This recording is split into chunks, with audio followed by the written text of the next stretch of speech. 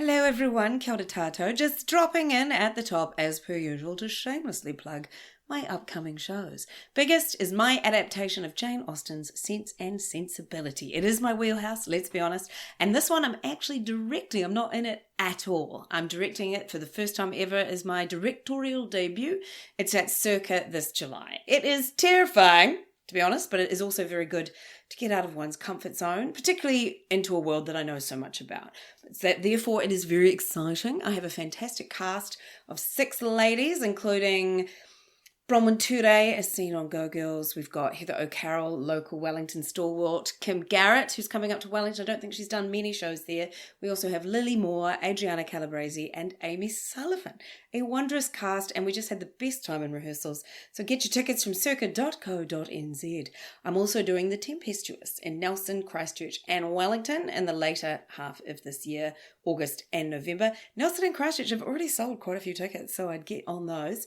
And Circa for me will be on sale later. You can head to hotpink.co.nz to find out about that. But here is Niki Bezzant for her 3rd time on Showy Ovaries to marvellously and not shamelessly plug her book, which you will hear all about after this music.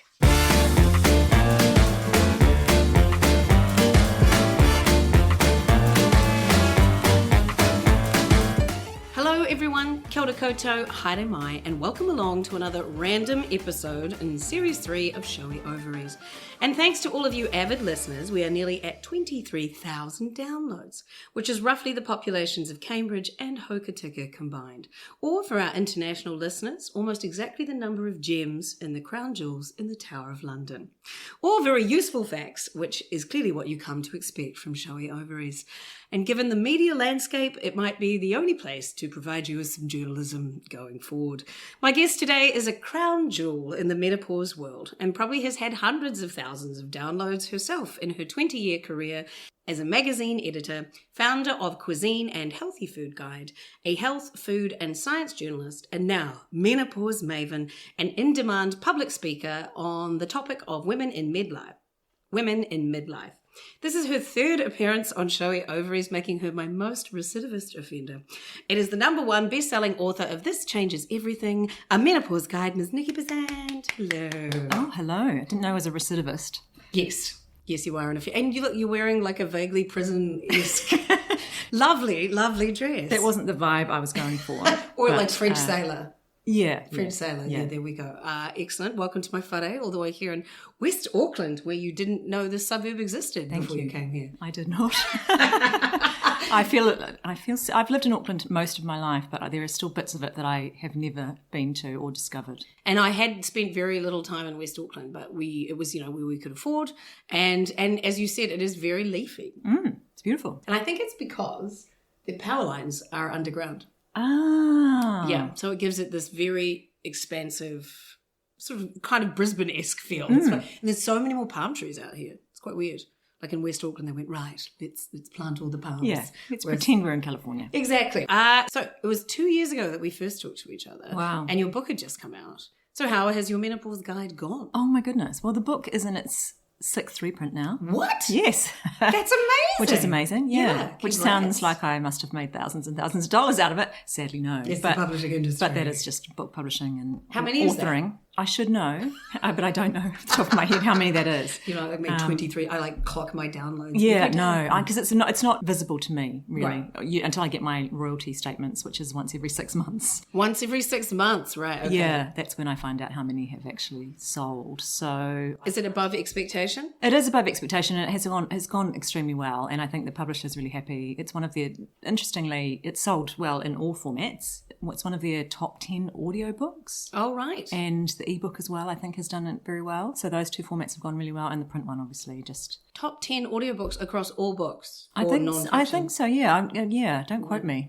But they did tell me. Hooray. And that is so great. I can understand women and potentially are sitting in their cars now listening to us as well. You know, like to me that would be, or walking. It makes sense, that you would want to experience it in that form. And I have also talked to women who've listened to it as an audiobook and then bought the paper book, which is double bonus for me. Well, totally, because, oh, yes, of course. Ching ching. That's what I liked about your book as well, is that it's a reference. Yeah, you can go back to it. And I think Yes. that's probably why it's good in paper form, in the sense that you can go back to a chapter when whatever that thing is that you want to. Exactly. When you start to exhibit what are they called? The hot flushes? Vasomotor symptoms. Yes, or I can never say the genitourinary symptoms. Is Yeah. that it? Oh, look at me, I can say GSM. GSM. Yeah, I can absolutely see that. Well, that's very fabulous. And obviously they loved what you did because they've asked you to write another one. Indeed. Did they ask you to write it? Well, yeah, we'd been talking about it ever since that one came out, and it just took me a while to figure out what the next thing was that I needed to say. I'm outraged that you did not call it, as I suggested, David Bowie made me do it. David Bowie is in there. Yes, I did see that. Yeah. But it took me a while. I needed to find out what the next thing was that I needted to say. Yeah. Yeah. Right. And that came from talking to women and speaking, I'm doing a lot of menopause talks now. Yes. In corporate settings. Tell me all about that. So that just sort of came out of the book, which I wasn't expecting really, but it's sort of pretty much as soon as the book came out, I was asked to speak about menopause, and then that has grown into actually a big part of what I do now, which I'm very grateful for. Yeah, and you're writing that zeitgeist of Generation X, like our good selves going, what the fuck? Yeah. We didn't know about this. So, yeah, as I've said quite a lot of times, it felt like it was the last taboo in the female system to have those walls broken down. What fortuitous timing for you. Yeah, it was wonderful timing. Pure dumb luck, really. Right. It just so happened that I am of the exact age as the big bubble of people in workplaces, especially. It's the fastest growing workforce demographic, as we know, menopausal women. Yes. So it means that organisations, and with the tight labour market too, I think,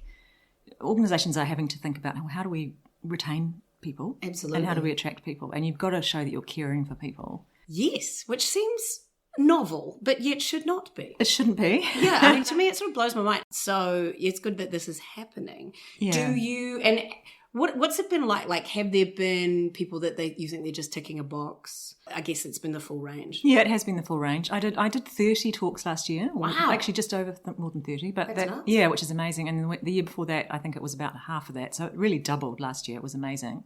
And I would say most of those are coming from a good place. They are teams that really want to support women and help everyone in a workplace understand what this menopause thing is so that we can support each other. I mean, for sure, some of them would have been going, oh, well, everyone's talking about menopause. Or sometimes it's coming from women in the organisations themselves where they're surveying them and saying, what do you want to hear? And they'll say, well, can we have something on menopause? Yeah. So they're doing it for that reason. But a lot of the time it's the start of a journey. It's the start of putting support in place for people. And it's the start of a conversation. Like I get a lot of really grateful responses, like, thank you for starting this. Thank you for talking about this. It's a kicking off of a conversation. Do you provide a framework for them to go forward or anything like that? I can if that's what they want. They pay you extra. I should hope.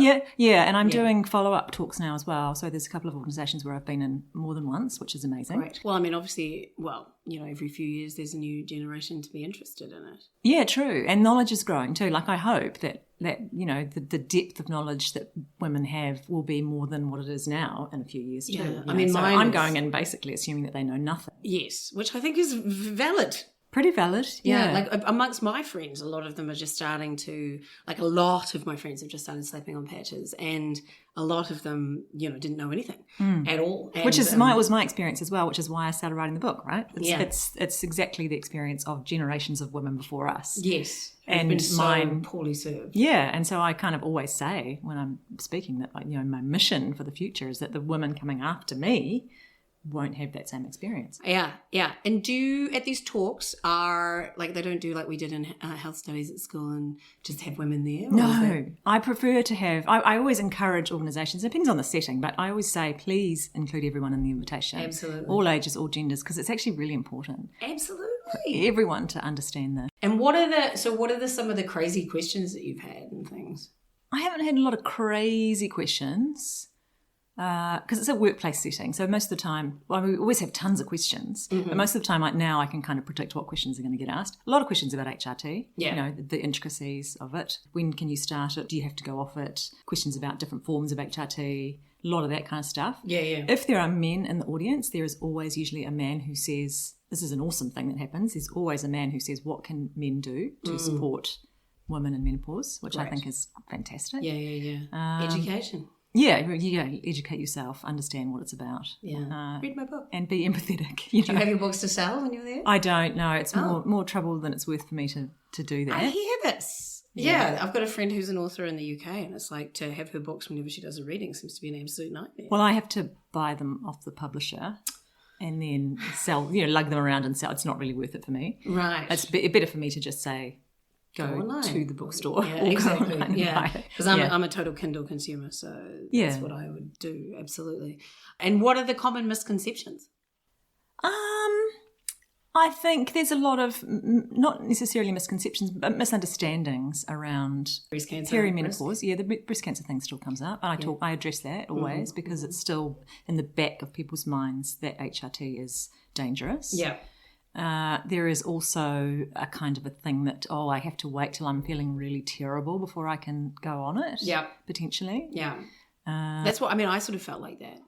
I need to it needs to be worse. It needs to be more debilitating. And there's also now emerging something which we may want to talk about more, which is slightly alarming to me too, which is that if you're not on HRT, that you're missing out somehow.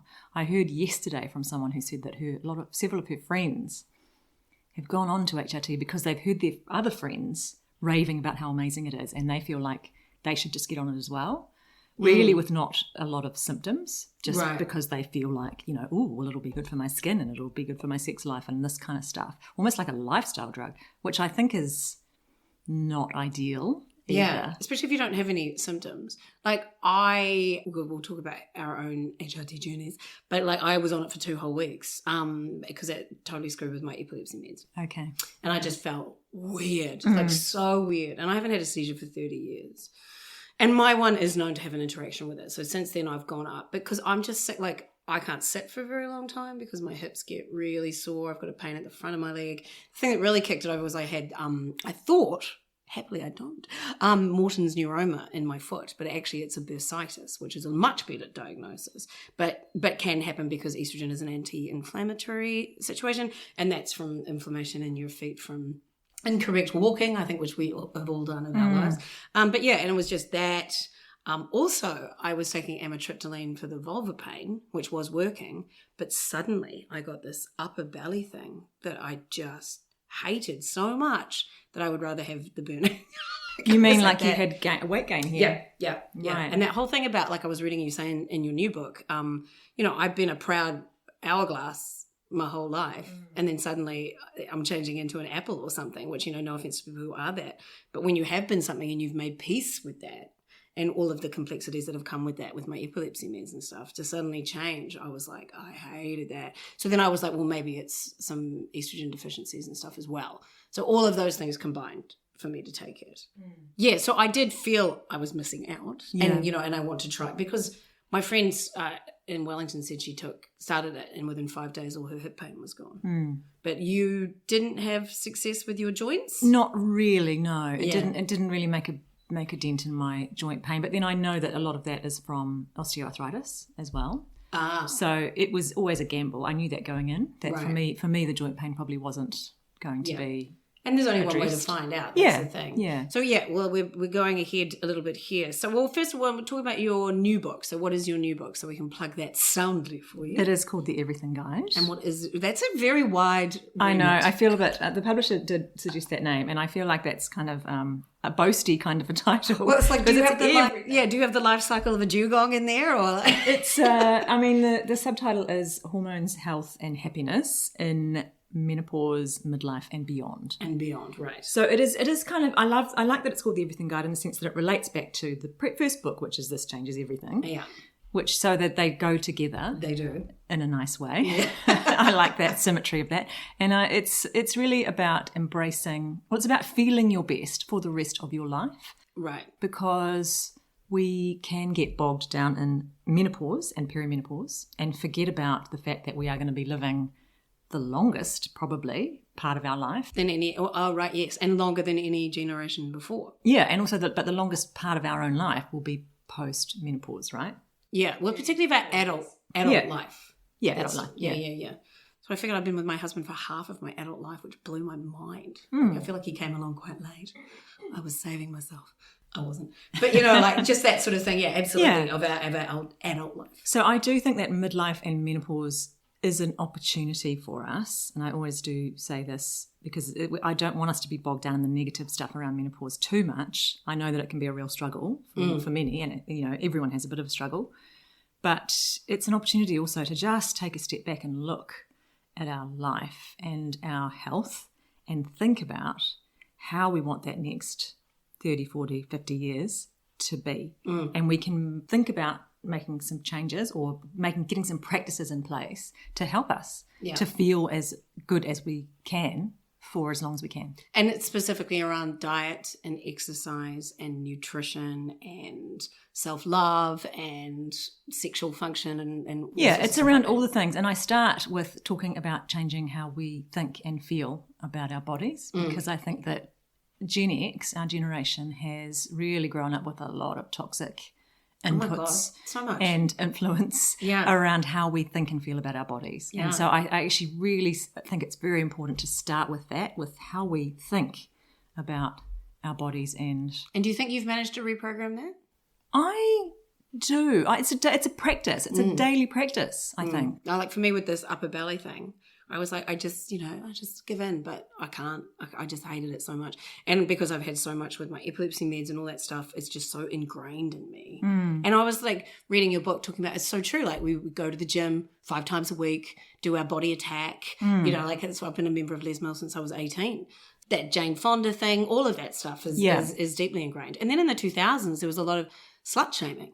And, like Paris Hilton's sex tape is leaked. And she's the slut. Yeah. We've grown up with a lot of toxic stuff around judgment of women's bodies and women's sexuality as well, as you've alluded to. And the prevailing sort of culture has told us that we need to be small and that all of the things that we do for our bodies should be about making them smaller and thinner, And I think that we need to really try and get out of we've internalized all of that, all of us. Yeah. And I think we need to just really try hard to get rid of that bullshit. I thought it was quite interesting too in your book where you said that it was a surprise to you to realise that you like to look trim and slim. Yeah.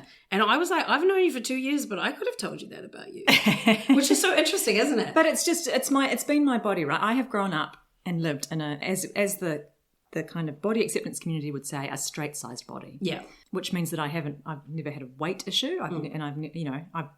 I grew up actually very thin and, I used to get called stick and all this kind of stuff. Nick the stick, believe it or not. Wow. Yeah.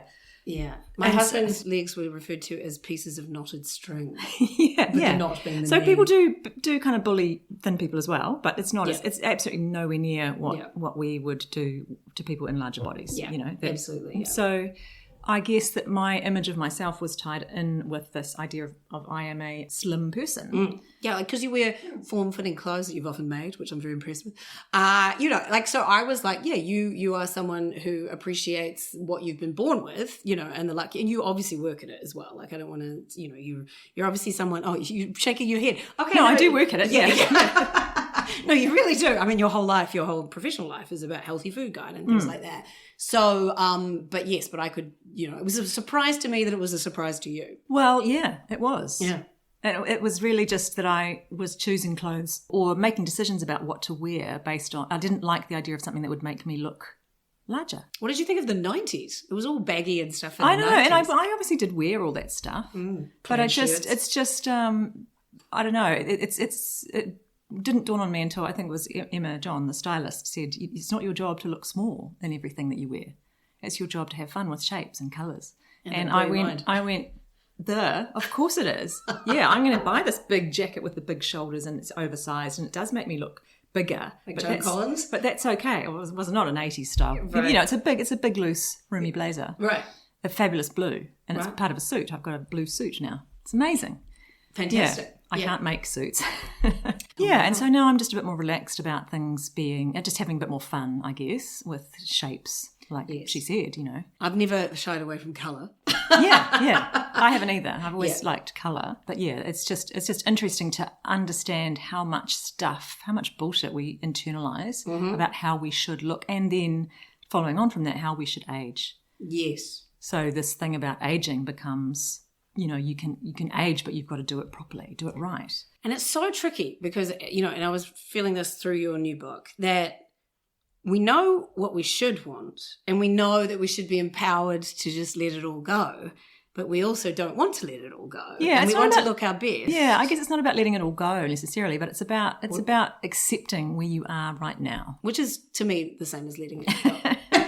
It's semantics, but, like I get Botox. And I love it. Yeah. And I only get a little bit just around here. I know I was like, I have to go, I only get a little bit. Like, why do I have to say that? Yeah. I could get good a full for you. face of it. That's the thing that you do to make you feel good. Because of the bags under my eyes were getting worse when I smiled.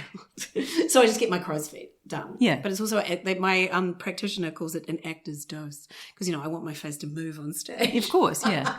And but I've got all these lines around my face. Now I've got like a line, like a square around my mouth, which I hate. But I do a lot of characters, like Lady Catherine sort of characters, like this, that sort of doesn't move very much, and I do think that helps.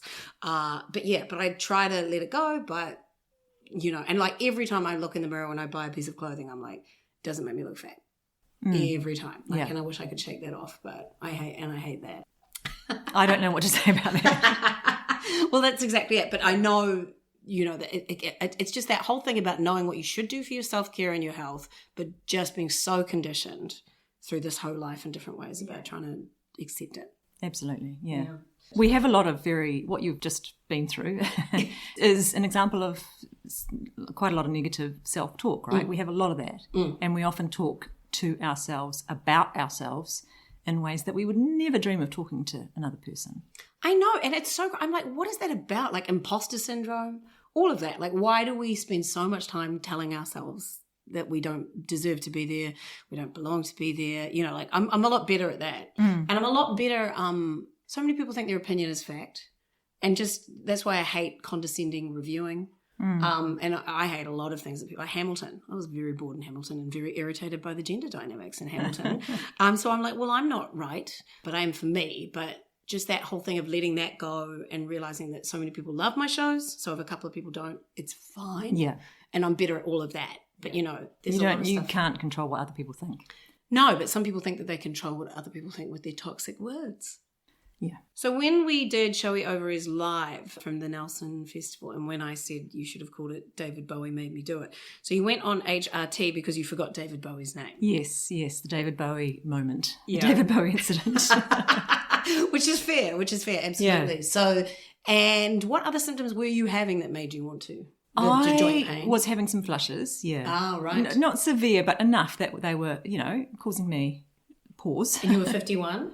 I guess I was 51 then. Yeah, right. Yeah, so I was right at the right age. And my periods I knew that perimenopause was advanced because my periods were very sporadic. Yeah. Yeah, there were months going on between. Did you go through that very heavy phase as well? I didn't really have the huge flooding like a lot of people do report. Yeah, right. I would have, I suppose my periods were slightly heavier on the first couple of days than normal, but I've never had super big. No, like Louisa heavy. Wall talks about running down her legs in Parliament and stuff like that. And I never have had that, but they definitely got way heavier. Yeah. So there was that kind of change going on in the background. And then, my joint pain as well. And I think I had talked about, I was having quite a lot of UTI type stuff. That's right. You symptoms going on there. Yeah. So. And you're still using Ovestin? I am still using vaginal estrogen. I stopped that for a while just because I got lazy and didn't refill the prescription. I thought, it's all fine. But actually, I've just started recently using that again, and that definitely helped. It is a bit of a faff. It's a bit of a faff. Yeah. So how did your HRT journey go? Yeah, so it's been a bit of trial and error. So I started on the sort of typical regime, which was a patch of estrogen and a pill of progesterone, and I started on a very low dose of 25. That's what I was on the patch. That didn't really touch the sides. Well, it did actually knock the flushes on the head. Oh, right. Great. Which was good, yeah. But I didn't feel that the brain fog was really lifting. And so we went up then to 50, which did feel better. And again, the brain fog really did improve. The flushes stayed at bay and the joint pain didn't change much. So it wasn't like a life-changing amazing, but I felt pretty good. I still wasn't sure. I wanted to see if the joint pain, if that could be, something could happen there. So we experimented. I went up to 75. It didn't make much difference at all. Right. So I went back down to 50 because I want to be conservative about this. If I don't need all that estrogen, then I won't take it, and we'll just see. We'll just keep that in reserve. I think you do have to kind of keep tweaking. Have you seen more about, because apparently there's some new research about dementia risks. But then there's others that say that it lowers dementia risks. I think that we can say that the evidence on dementia is mixed. It's mixed. We don't know. We don't really know if HRT will prevent dementia or whether it will, like there's evidence on both sides it might actually promote dementia. Right. We kind of don't know. Yeah, because there's so many mitigating factors. Yeah, and there just hasn't been enough research, How surprising. You need to look at the body of evidence. And I think that's what I'm seeing now. Menopause Instagram has exploded in the intervening 2 years. Right. There's so many people now talking about it. But there is a sort of a school of people who are often prescribing HRT, and that's their business, who are promoting it as a kind of a preventative for a lot of things. And I think that's a little bit dangerous in the sense that we don't really know if that's true. We only know that it prevents bone loss, so it helps with that for sure. Mm-hmm. We know that it's potentially quite useful for heart health if you take it, in the younger part of perimenopause. If you're in the right age range. But if you take it later, it could go the other way for your heart. Right. So there's kind of a lot of nuance that is getting lost a bit. And I think that the danger is that women are thinking, who are not on it or who are just getting into that zone, I better get on it, otherwise I'm going to be missing out. Yeah. And I think that's not necessarily the case either. Yeah.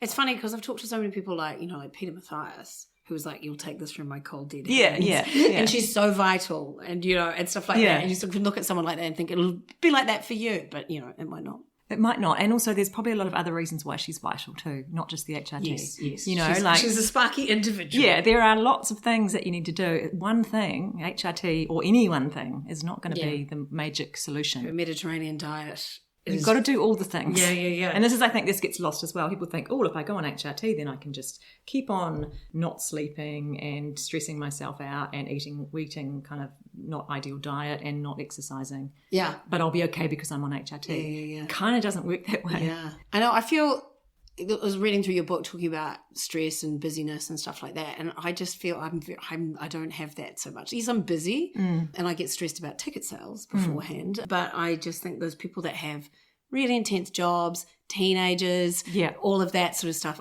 my hat's off to you all. I just can't imagine what that's like. Same. Mine's very calm. Yeah, and I'm the same. I don't have those kinds of pressures in my life. I have other pressures maybe, but everyone is different and everyone's situation is different, and it is a dense time of life. We know this. Yeah. Really, really. To make time for exercise is, that sort of thing. Even though you can do it, especially with heavy weights, you can do that quite quickly. You could have studios at home or what have you. And then there's this whole other notion, of course, that we are two quite privileged ladies with access to the internet and information, and we come from cultures that foster women's rights a lot more than other countries and places, and getting the menopause information to people like that is massive. So have you been involved with the government about anything like that? Or I haven't really. It feels like a lot of work that I don't have. It's hard to move that needle. Yeah. But there has been work going on. There was a petition presented to Parliament. Yeah, that was for the eutrodestin. No, there was a petition. There's a petition with a whole lot of things in it around menopause care. That was last year. Was that Linda? No, that was it was the whole Menopause Collective, which is a group which I am part of. Right. Because Samantha Newman, they did that whole thing around and trying to get utrogestin, which is the progesterone, funded, which it now is because of particularly with lower socioeconomic people in the Hawke's Bay area. Well, that was the work of years on the part of a lot of menopause specialists as well as Sam. Yeah, well, yes, of course. Yeah, that was a lot. And she never said it was just her. No. I hasten to add. Yeah. But she's the one I interviewed. But yes, that was a big win. Yes, a huge one. Because there was a woman that I talked to that had stopped taking the utrogestin because she had to pay for it and hadn't remembered it was to stop her getting cancer. Yeah. And that made me just go, oh my God. Yeah. And how many more. It was so unfair. So it is really good. Getting back to my own experience with HRT. One of the things that surprised me was the effect of the utrogestin. Oh yes, now because I didn't get to that. I was supposed to start taking that, but I just stopped it all. Yeah. So what was that like? I'm very sensitive to it. I've discovered. So it makes me really drowsy. Right. All day? No. Well, no, because you have to take it at night. Yeah. But I just really have to time the taking of it with basically an hour before bed. Otherwise, I'm still drowsy in the morning, when I wake up. Wow. Well, it does interfere with your motivation to exercise and all that kind of stuff. Yeah, right. I prefer the 16 days when I'm not on the progesterone, to be honest, Right, than the 12 days when I am. Even though, I mean, it promotes sleep, which is good. If you weren't sleeping and you had that effect from it, it would be good because it definitely conks you out, makes you go to sleep. Because sleep is such an enormous part of menopause, isn't it? And the stress that can cause. Yeah, sleep is a huge one. Yeah. But for me, that's outweighed by the negative. Right. So I don't love the progesterone, but I'll keep on with it. I'm just going to evaluate. Are you on 200 or 100? 200 because you only take it for 12 days out of the 16, out of the cycle. If you take it for the full cycle, do you only take 100? Yes, but that's only really if you're past if you don't have periods menopause. Yeah, you're not having periods anymore. People that are curious what we're talking about, look that up. Yes, when you slap on a patch or take we can get combined pills, can't you, with estrogen and progesterone? You can get all kinds of regimes, but the most typical one that they'll put you on in New Zealand is a patch of and that's estrogen. sort of the safest, is it not? Yeah, the transdermal estrogen is safer in terms of blood clots than oral. Yes, yeah. And then you have to take the progesterone to stop your endometrial lining from developing cancer. Yeah. It just stops that build up in the lining of the uterus. And progesterone if you still have a uterus. Does have some good qualities like for joints and things, does it not? There's all kinds of things around progesterone being useful. It's it can be good for mood. Obviously it is good for sleep. It can be kind of calming. Yeah. So there's some good stuff around it. But some people also have a bad reaction to progesterone, which is that it makes their mood terrible. Yeah. So there's all kinds of, you need to just really monitor, and don't be scared, I would say, to women who are trying HRT and not feeling, that it's helping them. Don't be scared to go back and just tweak it or change it, but don't necessarily just keep putting the dose up and up and up. Yeah, because you could get a Mirena, could you not? Would that be better than taking you to Yeah, it probably would. Yeah, Mirena will deliver progesterone as well. What do you think your trajectory is for HRT? I think I will just, like I said, I'll keep monitoring it, and then in a year I'll reassess. Do I want to still keep going? Mm-hmm. I'm not going to just stay on it forever, I don't think. Right.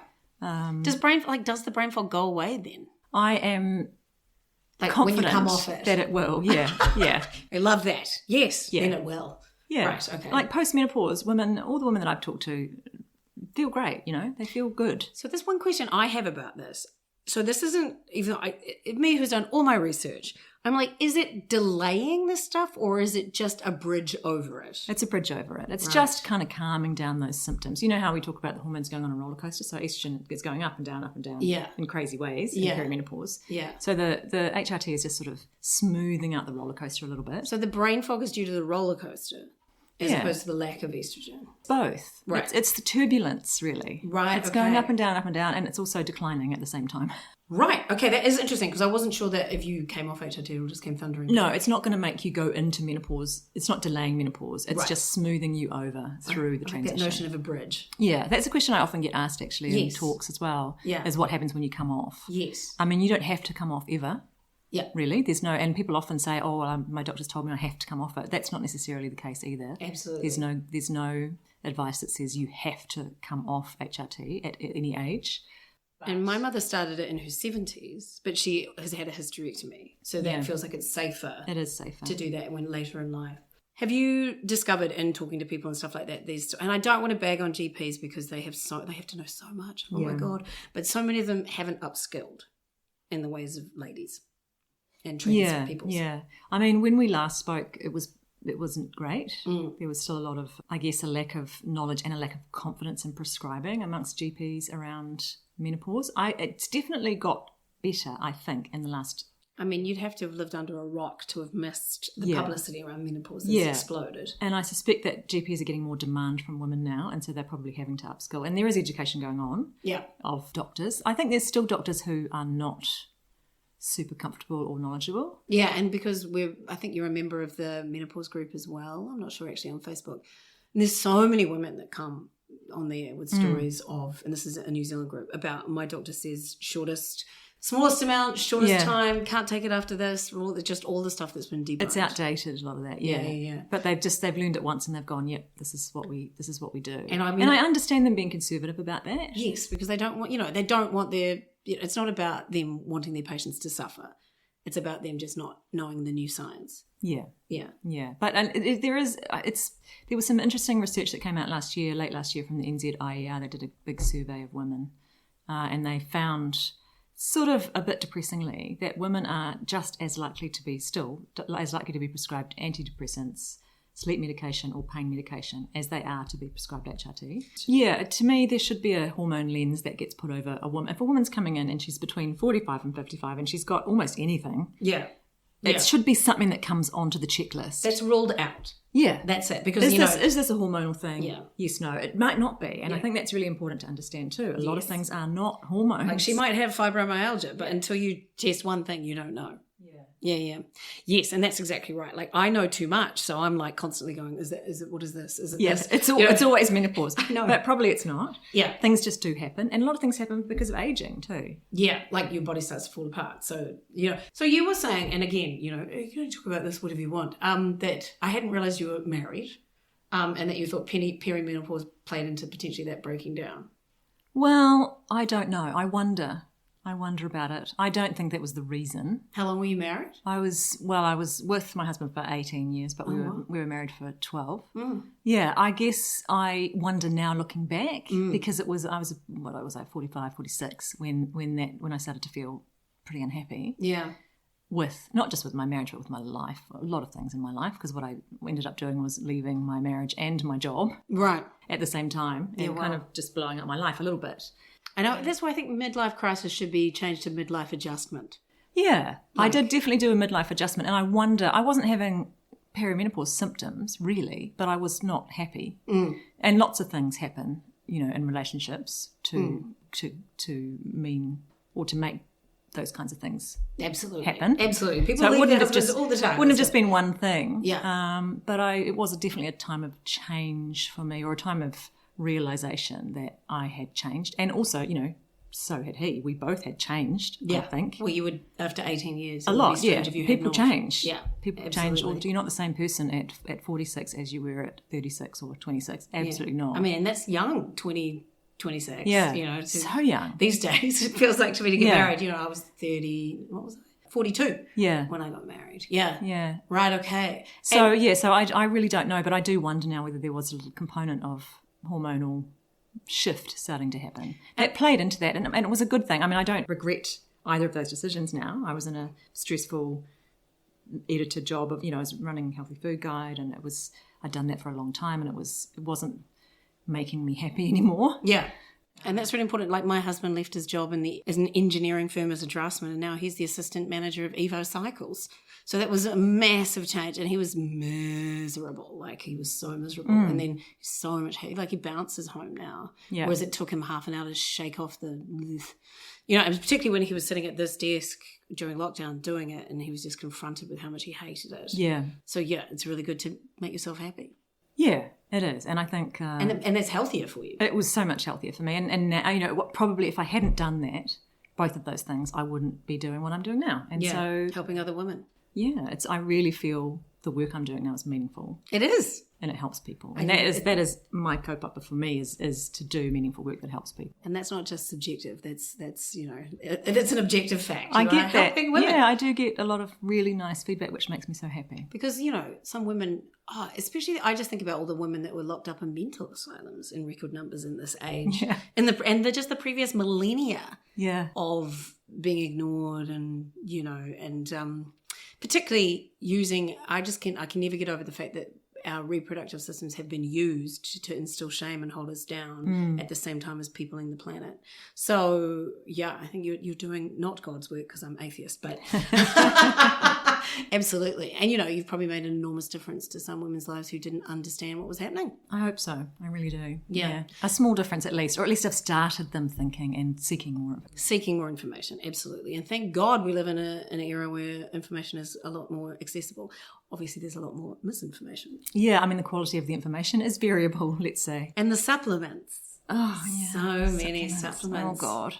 And they're so expensive. I know, yeah. You know, I mean, HRT I is- always get a question in my talks about supplements too. Yeah. And there's none proven, are there? There's nothing in the evidence, and I always go back to the evidence because the evidence is the strongest thing that you can talk about. Absolutely. In the evidence, there's nothing that has been shown to be as effective as HRT for menopause symptoms. And if you can't That is take the facts. Yeah. But is black cohosh people talk about? There's some evidence around it. There's a couple of things where there's some evidence, and I always also say, if you've found something that you are using, that you like, that you think is helping you, and you can afford it, and it's not giving you side effects, and it's got sustained effect, then, you know, keep on going. The You do placebo you. effect is real, of course. Just, as well. yeah, I don't want to be like judging people's choices either.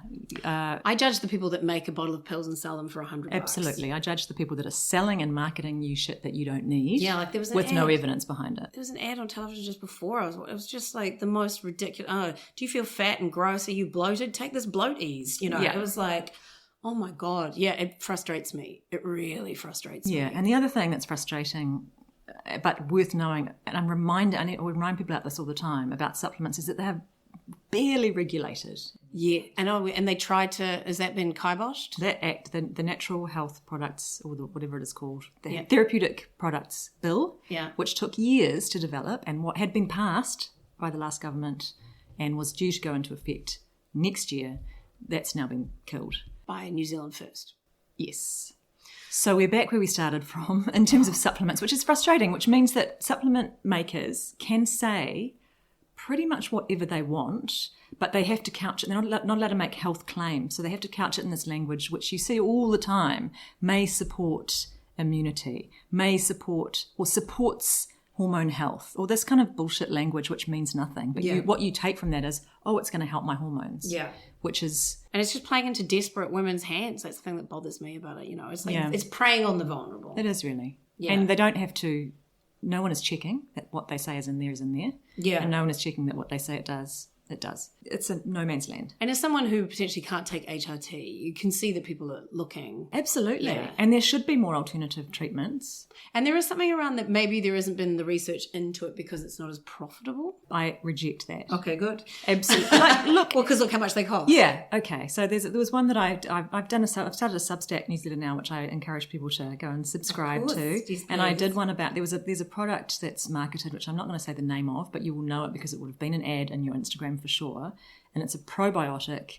It's advertised directly towards women in menopause, and it's promising to shrink your menobelly and make you feel great and stop your bloating and all of these things. It's just really preying on those particular pain points, and It's a bit bullshit. it's complete bullshit. And it costs $50 US for 1 month, I think.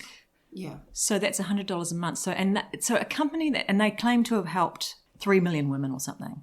So if they have sold that many bottles of that stuff, then they can afford to do a randomized control trial of their product To prove it. to say that it does what it says it does. Yeah, right. I don't think that, there's not enough money in this And I just think- as a valid excuse. And women, so many women are like, I only want a natural thing. And it's like, well, that's going to cost you so much more. I mean, yes, do your research. Yes, HRT might not be for you, et cetera, Yeah. you know, but like, don't claim that this stuff is good because it's natural when it's costing that much. Yeah.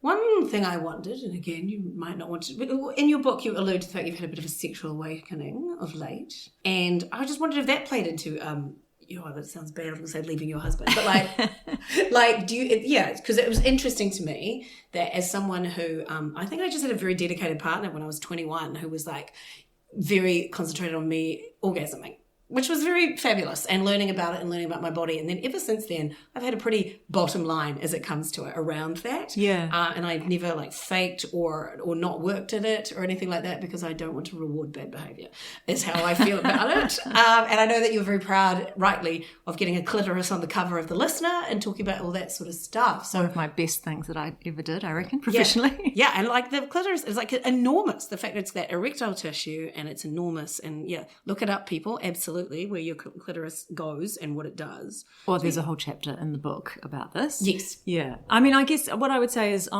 you were probably a little bit of an outlier Yes, wow. in the sense that you probably knew more about your sexual function and how your pleasure works than most of us do. And again, it's Gen X women. We have grown up with the sexual script that sex is about. If it's a heterosexual relationship, then sex is about really the man. I feel like having an orgasm. Yeah, I don't know. That whole ladette culture, like in the 90s, I feel like flipped that round a bit. I didn't experience that. Really? Yeah, but maybe. Okay. I mean, I just missed that memo. Yeah. I don't know. Yeah, I mean, it was all about, we can be just as drinking and, as the boys, which isn't necessarily great either.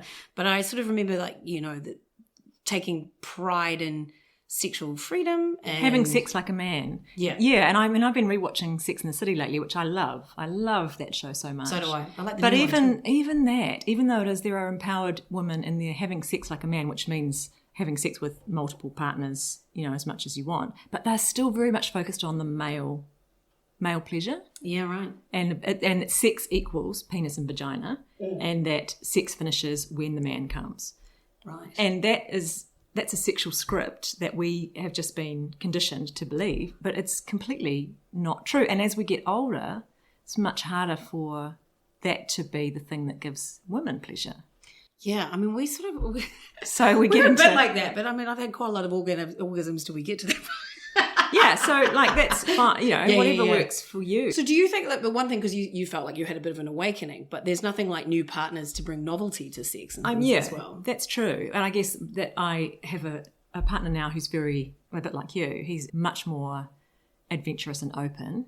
And generous? And very generous. Yeah. And focused on me and my pleasure and, what I want and need. Great. Which is amazing, right? Yeah. Yeah. Totally. Yeah, I think I was lucky, even though he had many, many issues.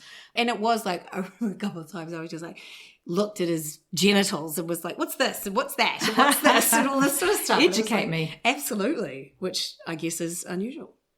Probably is. Yeah. I wouldn't have been that confident when I was 21 to even address that. Yeah, wow. Yeah. But I was a bit prudish earlier. Like we played I Have Never. And I was like, I have never masturbated. And this was when I was about 17 or even 18. And everyone was like, what? It was hilarious. In this gathering, everybody just couldn't. See, I can't amazed that you even had that conversation when you were 17 because I would never have. Right, okay. Well, I Have Never at university was always very drunken and interesting. Yeah. Like, did you never play that? No. Do you know what it is? I think so. You sit around in a circle, someone says, I have never, and if you have to drink. Oh, okay. Yeah, drinking game. I've seen people do it on TV, but... Yes, well, that was massive at Canterbury University in the 90s. In my theatre groups anyway, which also could have something to do with it. Yeah, and I didn't quite realise at the time, that education I was having that has borne fruit. Yeah. Over this time. But every time you've had a new partner or new, then it reawakens, there's that rediscovery, that re-education and fun. Yeah. I think that's the key thing too, is just play. Sex is play. Yeah. It should be fun. It shouldn't be like a chore that you kind of have to get through. Or I know, and I love that you're doing for the point of someone else. When you said in the book, never, ever, ever do it out of obligation. Yeah. I love that. I think there must be millions of women right now who are having sex out of obligation. Yeah. And that's what I love about my husband. We're both, we're both on the same page. We talk about it. We actually aren't very rabid at all. And we just keep checking in and going, you're right. Let's just snuggle and watch television. And I'm, because we've been together for 15 years. Anyway, so that's what other questions have I have. All right. So we've talked so much, but I've got to get to my body questions that I've been doing of late. So what did you want to be when you grew up? For a long time, I wanted to be a historian. Oh. I was pretty interested in history. I did classics at university. Yeah, so I wanted to be a historian, but that never really went anywhere. I also did want to be a writer. Right. That's good. Did you do a degree? No, I kind of went I studied marketing and advertising. Oh. Yeah. Like at Polytech? At ATI it was then, it's now AUT. Oh, okay. Yeah. Because I wanted some glamour. I didn't really have any good counselling of here's some careers counselling for you. Yeah, I should have gone and done a journalism degree, or an arts degree and then a journalism. Do you feel that would have made your life different? Probably my career would have still ended up in the same place. Yeah. It hasn't hurt me, I don't think, to do it that way. But you wanted glamour. I wanted some excitement and glamour, and I thought advertising sounded really glamorous. Yeah, I did a work placement in advertising, and I had to file at Radio Avon records in alphabetical order. And I actually complained. Like how entitled. I'm 16 going, excuse me, I'm supposed to be here on an advertising placement, not filing your records, which is all very exciting. Yeah, well, one of my first jobs was writing ads, actually. Right. In a radio station, yeah. Right, okay. So, and what happened to history? You were just like... It's remained an interest of mine, I guess. And now because I'm very interested in fashion, as you know, in my alternative career file is fashion historian, you know. Right. That would be... Do you know Doris DuPont? She's got her fashion museum. Yeah, New Zealand Fashion Museum. Online. Yeah, I've done some volunteering for her. Fantastic. Yeah. Well, I think journalism is research and history is research. It is, yeah. It's learning. And I think that's what's interesting about the work that I do. And it makes it not get boring, is that you're always learning. I agree entirely. Like for me, writing plays, I'm researching I've done Shakespeare, Dickens and Austen. And what I've actually found most interesting is their lives. Like I love researching their lives, which aren't happy endings and all that sort of stuff. And so that's been fascinating. And so constantly learning. So then what do you think, how has your body served your goals, do you think? How's my body served my goals? Well, I guess my body lets me do the things I want to do. And you make sure, and you like give it the appropriate fuel and... Yeah, I care for my body. I think that's a key shift that I want, and I've talked about this in the book as well. I want women to really think about things that we do for our bodies. So all of the exercise, all of the eating stuff, all of the things that we do, think of it as caring for your body, not trying to change it. Right. Oh yeah, that is really key, isn't it? It is key. Don't try and change it, just maintain. Just look after it. Yeah.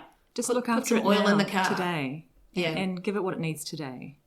So yeah, I think of all that stuff as caring for my body, not as trying to improve it or make it different. And I can see why, therefore, when you have brain fog, because your whole career is around your brain, that you were like, give me some HRT. Yeah. Yeah. Yeah. That because it just, my brain is very important to me. Yes. And this is what terrifies me. Like, I remember 90 minutes of dialogue.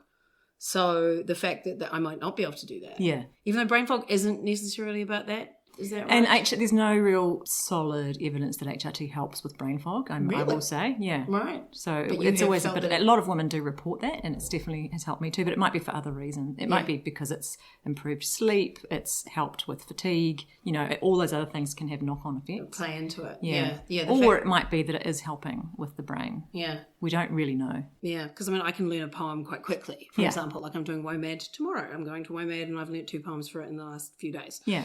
So the fact I can't, that sort of thing scares me. Yeah, it is scary. That is a scary thought, but it's not necessarily going to happen. Exactly. It might not happen at all. Yeah. Like there are some very, very sharp ladies for very, very long times. Yeah. Do you think that you do love sewing and that you make clothes for yourself? Does that play into your relationship with your body? I think that when you sew, you get to know your body quite well. Yeah, totally. Yeah. Do you have one of those mannequins in your shape? I don't have the exact adjustable. I would like one of those, but I just have a sort of a standard mannequin. Right. She's not exactly the same size as me. Right. But you have to understand your body so that you can fit things. Yes. Exactly for you. And that's really good because you end up with clothes that fit you perfectly. Yeah. You also, you completely remove yourself from size, from any kind of size question, right? No matter what size you are, if you're sewing for yourself, then it doesn't matter what size you are. Do you always use patterns? Yeah. Yeah, right. Almost always, yeah. Yeah. Because that's why I was like, I tried to make it still in bits. I've done things like I made these chairs. I did the upholstery on these chairs. Well, there you go. That's pretty creative. Which involved much swearing, especially making the piping. Like I did all of that and it was like, oh, Jesus Christ. But yeah, I've tried to make a dress and I just lost interest. Yeah. And I had the thought of going to all that work and then it looking like shit. Yeah, I guess that's always a risk. Yeah. But you get it's practice, right? Yes. You get better at it. And also I think that you learn when you sew that if something doesn't look good on you, it's not your body's fault. It's not when you go and try on something in a shop. Yeah. You can get into that mindset of, oh, well, I'm just too whatever for that. Oh yeah. It doesn't suit me because there's something wrong with me. Whereas there's not something wrong with you at all. There's something wrong with the garment. And there's also something wrong with the size, even though it's definitely better than it was. But that's the thing, like when you are constantly flirting with not fitting the biggest sizes, which I was more when I was young. Like I think I've said this before, but I bought jeans Well, I tried to buy jeans when I was 16 and went into the shop Pants for Pants on Colombo Street in Christchurch. Pants for Pants, whatever. And What a terrible name. I know, but they sold pants. Anyway, and I tried on some jeans and I said, I'll have the next size up. And they were like, oh, they don't make them. Whoa. And when you're 16, Yeah. that's a lot. It's still very in my brain. So that's one thing. But yes, that's right. It's not you. It's the fact. It's the manufacturing. It's nothing industry. to do with you. It's the industry and I love that. Yeah. So that's a nice thing about sewing is that you divorce yourself from all of that. One thing and you also still have a very creative outlet for me. I enjoy the process. See, I love shopping. Like, it's ridiculous. Right. I almost feel like I've got a problem. Like, I've got over 100 dresses. Wow. Yeah, but I love it. Yeah. And I still love farmers. When did that happen? Farmers has got cool clothes. It does actually, yeah. Yeah, and like I'm like a size 12 in farmers, so I really like farmers. You know, I can shop for a day and not buy anything and have had the best time as long as some things fit me. But, Right. you know, like if you're trying on a whole lot of stuff that doesn't fit you, it's misery. Yeah, and isn't that interesting? There's an external thing affecting how you feel or don't feel about your body. Yep. Yeah, I'd like to throw all that away. Yeah. One day, I'll get you back for that podcast. Keep I'm like, reading. yay. Yeah, I mean, I read all of that and I was like, I get it. Yeah. I just can't quite do it. Yeah. At this It takes point. practice. It takes daily practice. Yeah. Yeah, like that professional jealousy thing that I got to try and shake off because as I say, I'm doing quite well, but oof, it sticks. What is your favourite part of your body? See, I don't like that question. Oh, sorry. I apologise. Because again, it's isn't it playing into that all that conditioning that we've had for our whole lives of breaking our body down into parts and assuming that there's bits that we like and bits that we don't like. But there are, right? Yeah, there are. Yeah. Yeah. But if you don't want to, that's cool. Like I like my eyebrows. Oh well, Right, you know what I like? I like my brain. There you go. That's a good one. Yeah. Yeah. And I'm like, I like my eyebrows. I like my brain too. Without my brain, I would not have the career and like I've been for, and I think that's luck. Even though we work at it, but being born with a capable, intelligent brain is luck. It's such amazing luck. It absolutely privilege. is. But yes, my eyebrows. Back to my eyebrows because I never had to shape them. They're just this nice shape. Yeah, and you didn't do the thing that we all did in the 90s and pluck the shit out of them. I have never plucked. See, that's once. good. Yeah. Yeah, it just looks painful. Though I have now started to pluck the one black hair that grows from the bottom of my chin. And it's so funny. Like I saw one, Mum had one that was so long. I was like, oh, right, okay, so this is what's my future. So I've got, and the worst thing is, of course, you can't see it very well. Yeah. But yeah, trying to get this one hair out, it's been interesting, but that's the only plucking. So then you won't like my next question and will not answer that your least favourite part of your body. No. Fair. I'm trying to accept all the parts. I am very impressed with you doing all of that. That is great. Like, as I say, I'll get there one day. Anything else that you would like to talk about? Plug your book. Plug your book again, please. The book is called The Everything Guide, Hormones, Health and Happiness in Menopause, Midlife and Beyond. Such a long subtitle. I'm a big fan of a subtitle. Yeah. When it's all there, it makes it clear. I think that we decided it needed to say what it did on the tin. Because, so, yes, the Everything Guide is. Yeah, it could be anything. It's quite encompassing. So that's, and it's really, I encourage anyone, well, you don't have to have read the menopause book to read this one. Well, yeah, and I think it supplements, it either stands alone or supplements. It stands they alone. Supplement each other. They work well together, but you can just read this one. And And I was saying this morning I was looking at the grams of fibre in my cereal because I was like, oh, I need to get 30 grams of fibre a day. Is that right? 30 grams. Yeah, which is a lot. It's a lot, but you can do it. Totally. And I'm glad that you were like, fruit isn't the devil, because I think that's the other Jenny Craig layover, that fruit is the devil. So fruit's not the devil. Oh, no, absolutely not. Eat all the foods. Yeah, and I love that. That was your thing. Like, don't deprive yourself of anything because, well, all things in moderation, including all moderation. the foods are available to you in a healthy diet, and to think big picture about your whole health. Like, one thing that you do today, you and I had a croissant before this. We could, in a previous life, we might have gone, oh my God, I can't believe I ate that croissant. I'm going to have to eat less later on today to make up for that. But what we do on one occasion isn't going to impact our health overall in the big picture. And if you do, like sometimes, with that amitriptyline moment when I put on some weight, I was like, oh, fuck. I was like, well, you just start, even though, again, it's not the dieting, it's being more conscious of what you're putting in. Or is that dieting? I don't know. But I don't want to be anybody that diets. I want to have that long, and that's the most important thing, the long-term health goal. Yeah, the big picture. Just think about your health, not just for today or this this week, but actually long term. How do you want to feel? What do you Because I've want? been on Jenny Craig twice and it was utter misery. Yeah, please don't go on a diet. That's my message to everybody. Yeah, just focus. Yeah, because I just was hungry because of my medication. I didn't realise, so then I was even more miserable. Yay! Yeah, Jenny Craig. Well, it's gone now. So never It's mind. about just really about being kind to yourself and I always say, think about how you would speak to someone else and speak to yourself that way. You would never talk to another person about their fat arms or their flabby stomach or their wrinkles on their forehead or any of that stuff. You would never say that to someone else. So yeah. And I'll leave you with this. I've got fat feet, which are irritating, and actually might have caused this bursitis from squishing feet into shoes that we don't have a very good wide feet market in New Zealand. But I was complaining to my friend, this is how ridiculous I am. I was like, just when I wear lace-up shoes, sometimes it's the horizontal lines that makes my feet look fatter. And then she just looked at me, Esther, and said, I have never once thought that your feet look fat in shoes. And I was like, oh my God, I'm an idiot. Good for her for saying that. I know. And I was Yeah. like, I am such an idiot. And then bought some lace-up shoes that are much more comfortable. That was the thing. I'm like, I can't wear comfortable shoes because anyway, I'm an idiot and you are not. No, but see, don't say you're an idiot either. Well, I mean, I think being self-aware about, I'm probably using hyperbole there, Yes, obviously, because I don't think I'm an idiot. But around that, I was a bit stupid. Yeah. And that's fine. That was just some conditioning that you thought that That's right. somehow. But do get this book. I was really, and I knew quite a bit about it, but I just loved the reinforcement of the exercise and the diet and the types of food and all that sort of stuff. So it is a really good guide if you're looking for that all in one place. Lovely. Thanks very much. Pleasure.